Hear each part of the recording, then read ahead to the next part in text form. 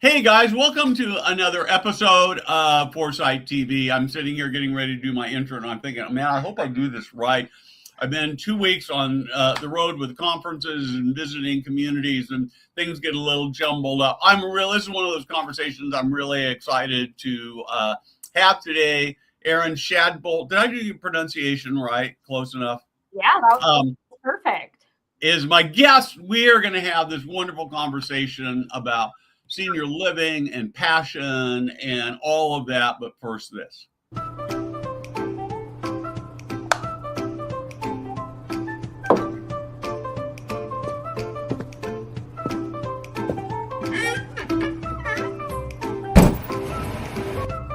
Hey guys, Steve Moran here.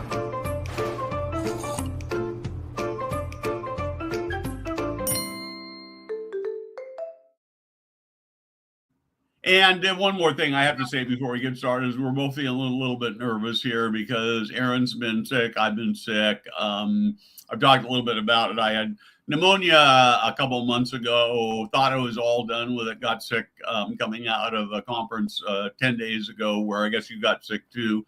And so we're both still coughing a little bit. We're going to try to manage that, but we apologize in advance, something you're never supposed to do. So Erin, let's start with who you are, what you're passionate about, how you're changing the world. Yeah, Steve, first off, thanks for having me. I'm so excited to be here. And I've told you this, you're just a personal and professional hero of mine. But my name's Erin. I'm a nurse by background. Most of my career has been in post-acute, but in hospice. So very passionate about end-of-life care. Before I was at Ascension, I was working at Mayo Clinic, and I helped them launch their home hospital program, which reaffirmed for me I really care about people getting care in their home. And I really am not very interested in hospital level care. So it's good to know where your passion lies. So when I had an opportunity to come to Ascension and work in post-acute care, I was very excited. Within a few months, I ended up being in a leadership position for Ascension Living. I didn't have senior living experience, so it has been a steep learning curve. I've been in the organization for 3 years now and have been CEO for 2. And it is a really exciting time at Ascension Living. So one of the things that I'm particularly fascinated by is there seems to be, I don't know quite how big it is, but there's also in Minnesota another organization that is run by a nurse CEO. And I find myself super intrigued by that as somebody who is coming from that nursing clinical background rather than more of a business background. What do you think of the pluses and the minuses of that? Oh, that's a good question. I think the biggest plus, and Steve, I actually was just reading one of your most recent posts, and you talk about putting people ahead of margin, and that changes the way we make decisions. And I think for me as a nurse, I think very much like a nurse still. And a lot of what you learn in nursing school is a very structured way of thinking. And that way of thinking is always about what does this person need to achieve their goals. And of course, that aligns perfectly, I think, with what we're trying to create in senior living. And I don't have to think extra hard about that. That's just how I make every decision. It's just how I think day to day. Now, on the other hand, I have such an incredible team around me. And they're great at saying, well, remember, things do cost money. And there's a balance there, because I think that is one of the weaknesses is I'm very good at understanding the people impact, the culture impact. Generally, in my experience, finances come if you're doing the right thing on the people side. But you also kind of have to watch that. And that is something that I had to really learn as a nurse. Yeah, no question that that's a big factor. So you have been on, very interesting to me, now you live in the world where you feed patients to hospice. Before, you were on the other side where you were receiving patients from hospice. Talk to me about the differences and the conflict and all of that. Yeah, it is so interesting now to be on this side because I've experienced the conflict on both sides. And what I've realized, like so much of conflict in life, is it's a misunderstanding on both sides. Neither side, I think, fully understands what the other side is really doing and the value. And we know this in senior living because we know when we have the right hospice partner in our community, it can transform our entire operations, really, if we do it right, if we have the right partnership. And on the hospice side, it's great for the hospice business to have that tight relationship with a senior living community because you can have these deep relationships that makes end of life better, just like it makes senior living better. But because we don't understand fully what each side is trying to do and their responsibilities, we end up, I think, sometimes in a little bit of a scuffle over who owns what, who should be doing what. And there's a real opportunity, I think, to come together as two post-acute industries and say, we are both serving people for better or worse in the last period of their life. In senior living, it's not the last 6 months. Hopefully it's the last several years, but no one gets out alive, Steve. And I think it's important that we remember that and that we remember we all want that end of life to be the right end of life for us. And hospice helps us do that.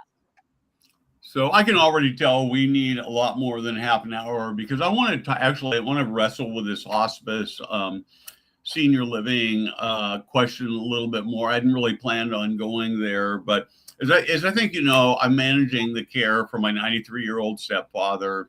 He's got mid-stage, maybe a little past mid-stage dementia. He's been on, I know about hospice, so he's been on hospice for probably 18 months now. And we started when he was at home because it gave us so many resources. But last week when I was at Senior Living 100, I got a call from his hospice nurse saying, hey, his sundowner seems to be a little bit more of a problem than it was. And so I'm planning on increasing his dosage. He's taking a little bit of Seroquel and they want to increase it. But he's also pretty unstable on his feet. And I said, well, maybe we're going to stop and think about that.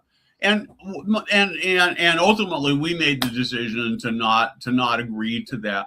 But in talking to the community about it, one of the things and this is a hospice that has a really good reputation, but one of the things they said is, their perspective is the hospice nurse that has an answer to everything. It's called a new drug or an increase in dosage. How do we get beyond that? So we're really saying, it's very complicated. It's not just you put this drug on, makes everything better, because if you give that more drug, it would make other things worse. How do we figure that out in a way that's best for the resident?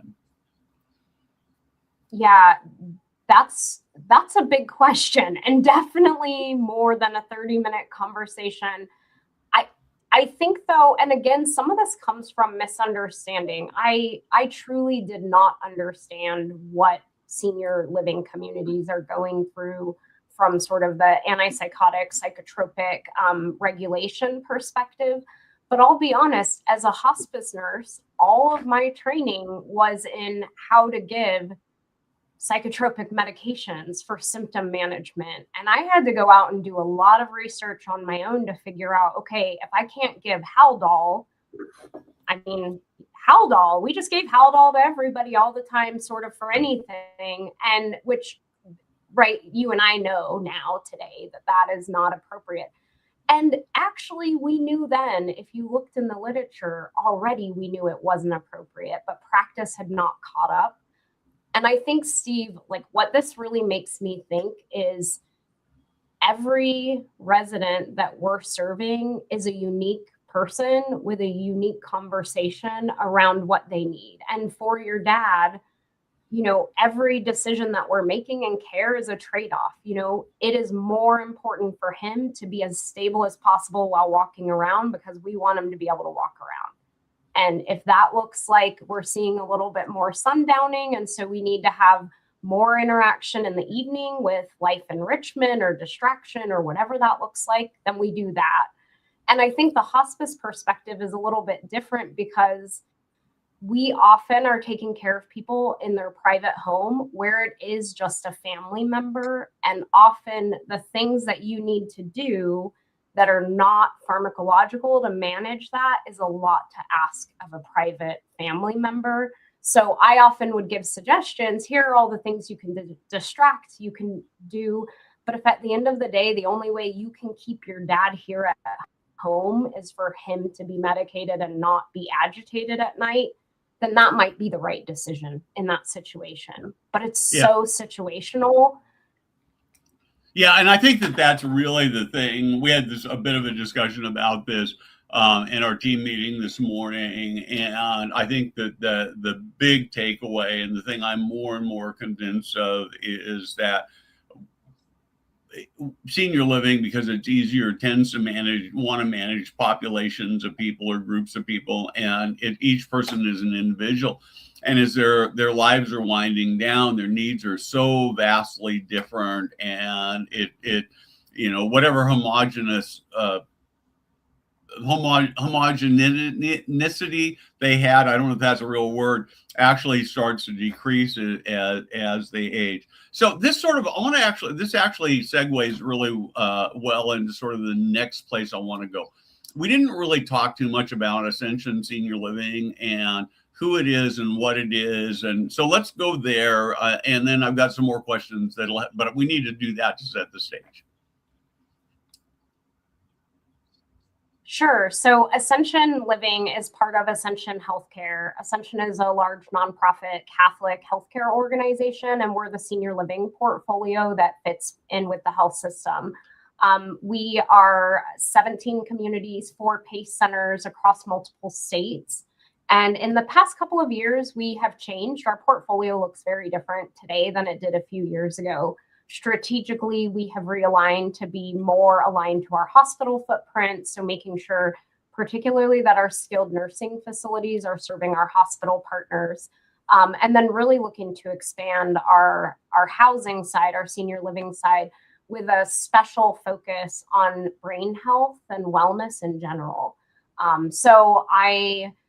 When we think about the next year, that looks like a lot of technological advancement and a lot of really neat interventions that are pretty new to the US that we're really excited. So we just implemented the cradle at one of our communities in Tennessee. Have you ever seen that? I don't know what that is. Okay, this is like not an ad. Yeah.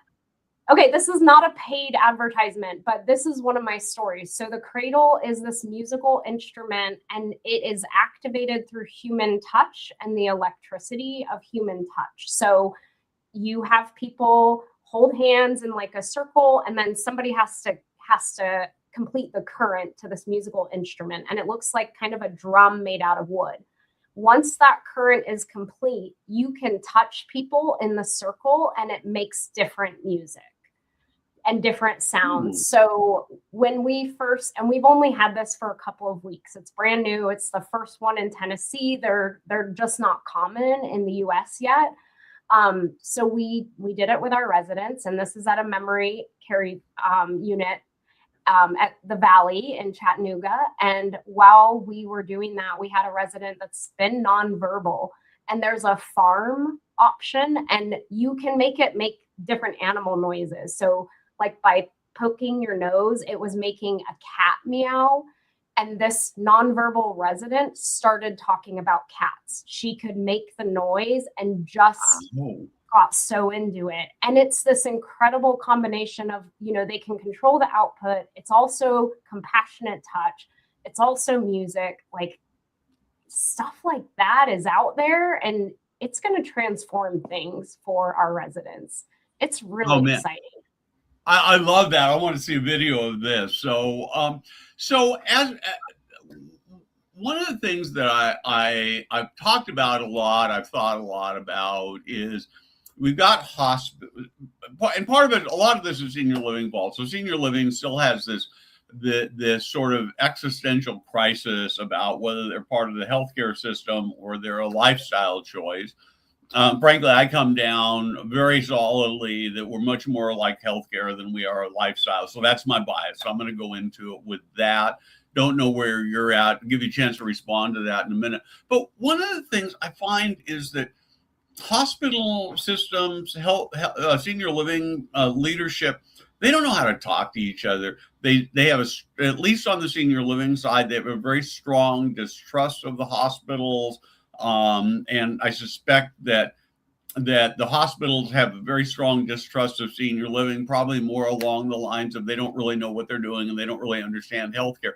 And you're living right in the middle of both of that. And I don't know whether I find myself wondering whether that's amazingly wonderful or awful. Well, it's a little bit of both. So Steve, to kind of answer your first question, is it healthcare? Is it a lifestyle? The reality is, and I've read that you say this, like, do I want to go live in a senior living community today? And I don't. And many of us don't. And the reason is I don't need that today for my health. There will come a day where I might need it for my health, and I will make that decision at that time. But I think just that alone really tells us what we actually have. Why do people move in with us? It's generally not for the life enrichment activities. It's usually because they're unable to really manage whatever's happening in their single family home. And also they're very excited, and we can create community, and we can make it maybe even better than home. But the reality is they're leaving home probably because of something that has happened that's a limiter. So having said that, I work on both sides, and actually part of my job is to smooth the transition from hospital into senior living. I've worked on the hospital side quite a bit, and what I have realized on the acute side, and this actually happens in physician offices as well, and I think this is a really important thing for senior living operators to remember. The hospital only sees the cases that have gone really poorly. So every resident that has fallen and broken their femur or ended up with a subdural hematoma or has been over-medicated or has had a UTI, we know that these clinical things happen, unfortunately, with some regularity in our setting, but it's not happening to every single resident, and it's not even happening often. But if you're in the hospital and you only see the seniors that fall in a senior living facility and hit their head or break their leg, you start to believe that that's the only outcome. You don't see the 1,000 residents at that community that are living their best life. And I kind of lived through this with hospice too, where people were only seeing the worst outcomes from hospice. So part of it, Steve, is storytelling. For every resident that I have fall, unfortunately, and end up in the ER, I have 200 that got better and are living better lives now. And being able to speak to that story is really important. So one of the things that we're doing, and I encourage senior living operators to do this, put together stories about the referrals that are coming from your healthcare partners and send it back to them. Let them know how is that referral doing? How's the resident doing? How's the family doing? What do you know about that resident now that has improved their life? They can't help but send you your next referral when they know how great it went for Mr. Smith last time. I love this advice. Of course, I'm one of my big passions for a long time has been storytelling. I'm going to ask you to do a little storytelling here in a minute. And one of the things I loved about being at Senior Living 100 when we were there was they did a whole block of looking at communities who are doing a really excellent job of storytelling. And we need more of that. But the idea that you get a discharge from a hospital and 4 weeks or 8 weeks, or maybe more often, you send a little story back and maybe some pictures. We've struggled a little bit with the 6-bed where my stepfather is with some of the life enrichment stuff, and we worked together to figure out a plan. And now almost every day they send me photographs, him playing games and doing these activities, and he's clearly it's a success story. And so we need to be telling those success stories. So tell me a couple stories about how you're changing the lives of residents and or team members. Yeah, so I shared the story about our resident with the cradle at Chattanooga. That was just incredible to see that, to be able to talk about a cat. And the people that know me dearly know I'm quite a fan of cats. They often join me at work here at my desk. So, I think to see people become verbal like that again, but we also had Steve, we had a resident at one of our assisted livings just recently actually moved in from our IL into our assisted living. She'd had a fall and just wasn't doing very well. We ended up getting her set up with therapy. We provided a lot of services, and she rehabbed all the way to being able to return back to her independent living apartment, and now is able to lead some of our fitness work, our fitness classes that are happening there. And I ran into her in the hall and she said, "Oh my gosh, you guys saved my life. You saved my life." And the reality is we got her stronger so she could go back to her independent living apartment, which was great. And in her mind, we saved her life. And that, Steve, we're doing that 1,000 times a week, a day. And it's having those stories to tell that's so important, because senior living is doing incredible things for people. Yeah, and the stories are there, right? I mean, it's just a matter of collecting them and telling them in a compelling way.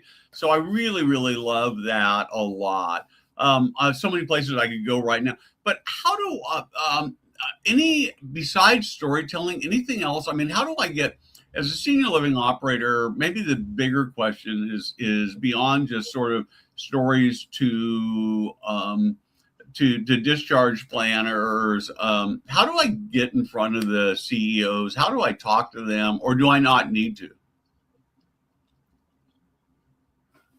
Oh, that's a good question. I think it's always very, very helpful for the senior leaders of one organization to be talking to the senior leaders of another. It allows escalation and some transparent feedback that I think we don't necessarily always want, like my admission nurse in my community and the discharge planner. I don't really want them going at it. If either of them have concerns, it may be appropriate for that to sort of be escalated. What I find is it's very helpful to talk about process improvement and how specifically that process improvement is going to impact the hospitals positively. And the best way to do that is to have a conversation with the hospital leader. What are you struggling with? Almost all of them are struggling with their length of stay. And at Ascension, I watch our length of stay data, so I know where are we the slowest to discharge to.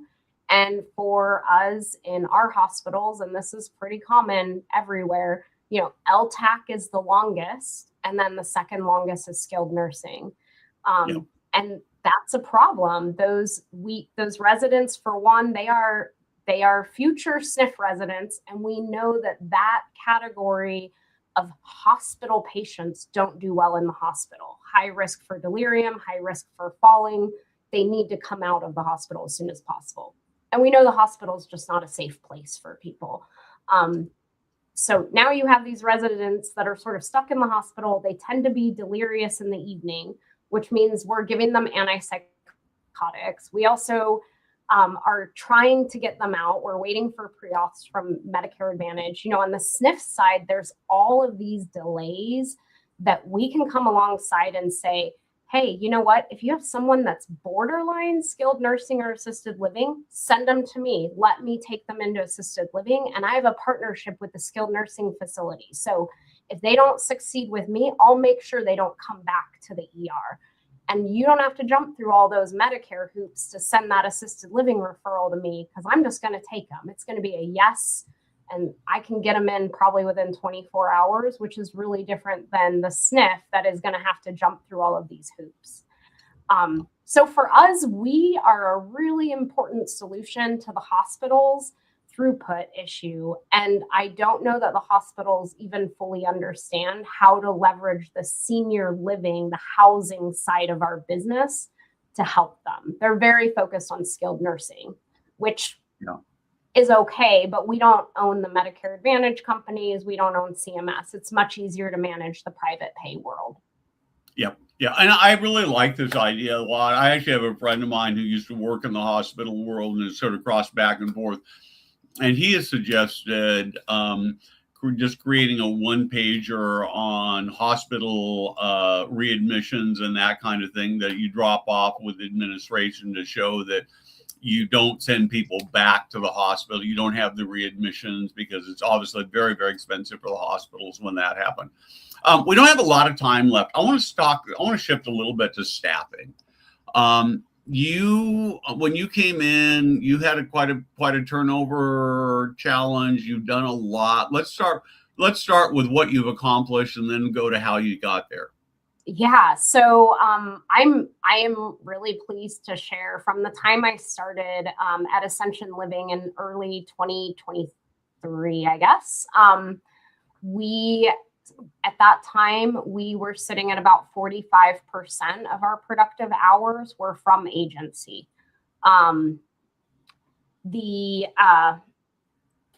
We now are at closer to 10% of our hours being from agency.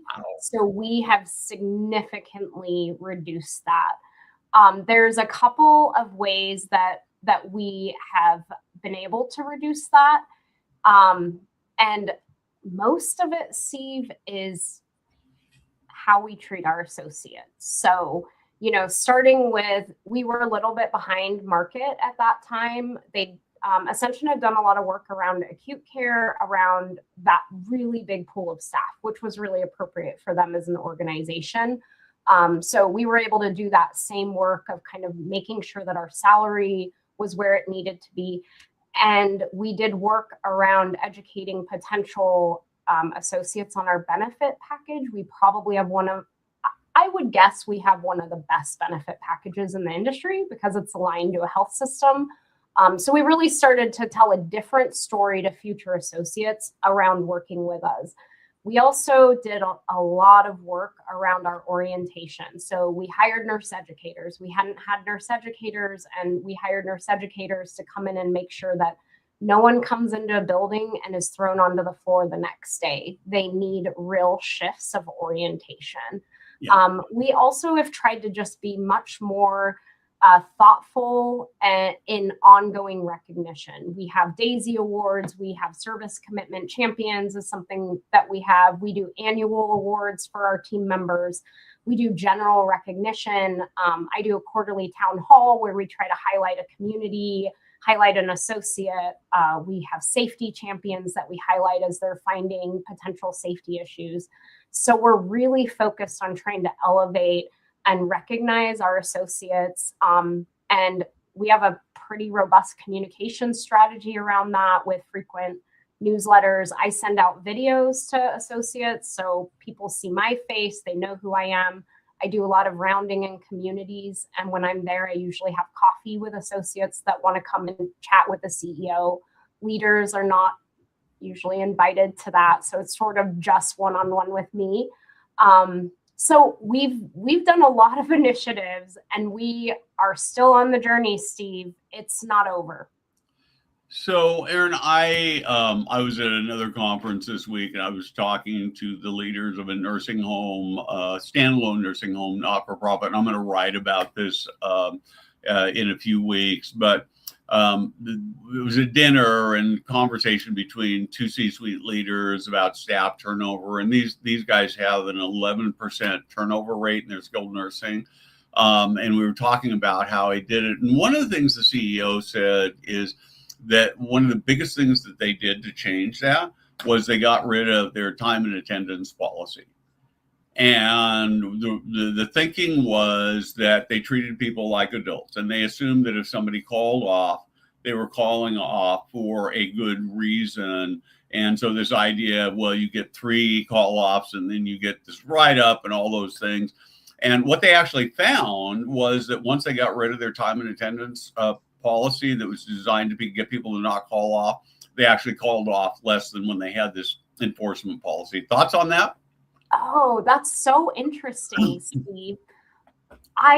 I love that, because I know one of your maybe more out there opinions is that, there's not really a staffing crisis. Yep. We just have not done a good job of attracting staff to our setting.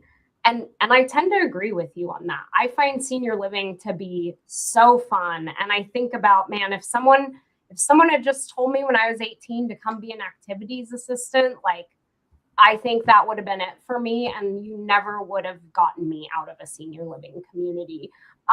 So the idea, though, of just treating our staff like adults, like, that shouldn't be groundbreaking. And I do think that sometimes it's easy for us to treat our associates like shift workers because they're scheduled shifts. But the reality is they are often the friend, the family, and the caregiver for our residents. They often are one of the only people that they really are interacting with regularly. And man, those associates really should feel like they are valued and loved and part of the family. Yep, no question about it. So we're about out of time, but one more question I have to ask you about is that, as you know, we have this little Substack that we have that's really designed, practical leadership, that's really designed to provide leaders really from the C-suite all the way down to the department head with simple activities they can do to make teams love coming to work every day. They're simple. And I know you subscribe to that. It's paid. It's very, very expensive. I want to warn people, it's the massive sum of $8 a month or $80 a year. And you've used some of that. And so I'd like to just have you talk a little bit about that. Yeah, so I do use your Substack. As part of a faith-based organization, we open every meeting with a reflection. Often that's a prayer, but often it's not a prayer. And when I'm opening the meetings, often it is something from Steve's Substack with Foresight, because for me, I am really, we're moving into a new age of senior living. And I really believe that what we have today is not what we're going to be able to sell in 5 to 10 years.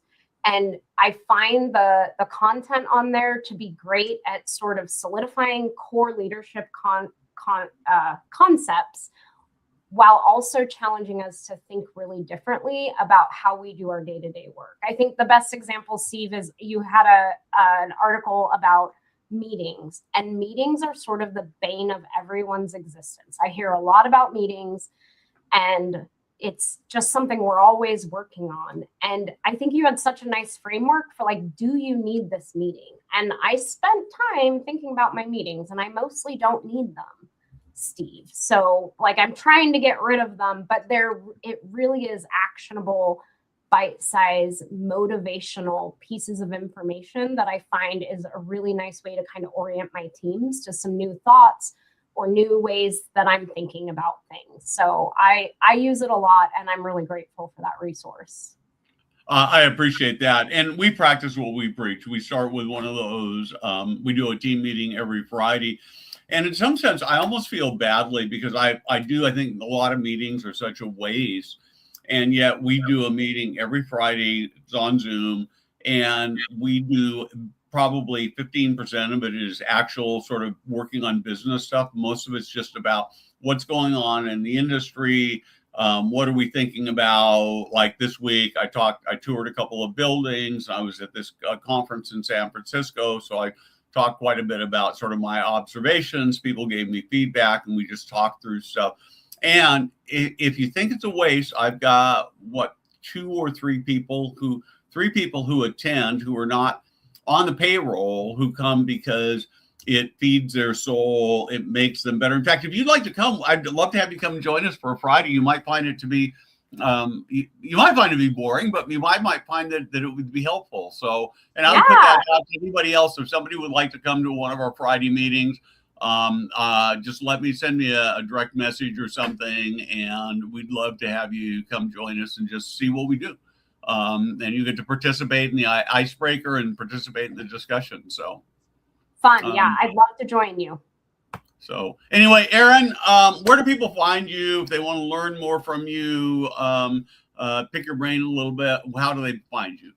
Yeah, so they can find more about Ascension Living at ascensionliving.org. I'm on LinkedIn. Please friend me or whatever it's called on LinkedIn. And then we also have an Ascension Living LinkedIn, and you can get us there as well. Perfect. Erin, thank you so much. It was great to meet in person last week in San Diego. We will have to do more of this, and I hope you have a great, great weekend and you are all healed by Monday. Thanks, Steve. You too. Take care. Thank you. And Jada, thanks so much for producing in the background.